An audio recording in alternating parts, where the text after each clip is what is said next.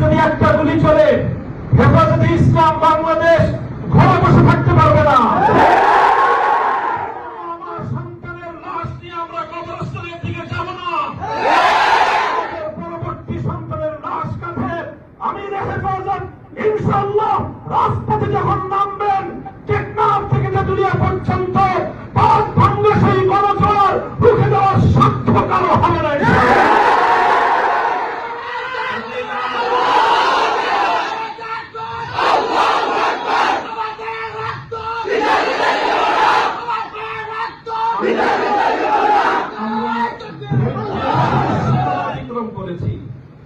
পরিস্থিতি এভাবেই যদি চলতে থাকে, আর যদি আমাদের দেশের জনগণের নিরাপত্তার দায়িত্বে নিয়োজিত আইন শৃঙ্খলা রক্ষাকারী বাহিনী বুলেট যদি আর বন্দুকের নল থেকে আরেকটি বুলেট ছুড়ে, তাহলে বাংলাদেশের পরবর্তী গণ অভ্যুত্থান অবশ্যম্ভাবী হবে। সে অভ্যুত্থান রুখে দিতে কেউ পারবে না।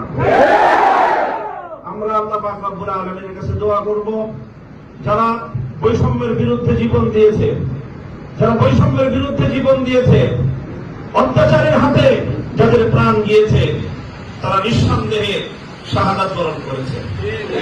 কাজেই সেই শহীদদের আত্মার মাগফিরাত শুধু নয়, বরং শহীদদের শাহাদাতের কবুল হওয়ার জন্য আমরা দোয়া করব আল্লাহর কাছে।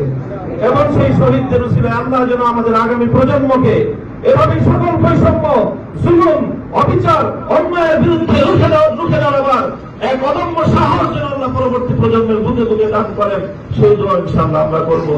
ও আখিরু দাওয়ানা আলহামদুলিল্লাহি রাব্বিল আলামিন।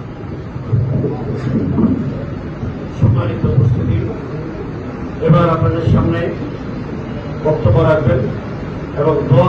আলহামদুলিল্লাহি রাব্বিল আলামিন, ওয়াসসালাতু ওয়াসসালামু আলা সাইয়্যিদিল মুরসালিন وعلى آله وأصحابه أجمعين، أما بعد.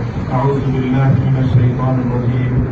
لقد أرسلنا رسلنا بالبينات وأنزلنا معهم الكتاب والميزان ليقوم الناس بالقسط.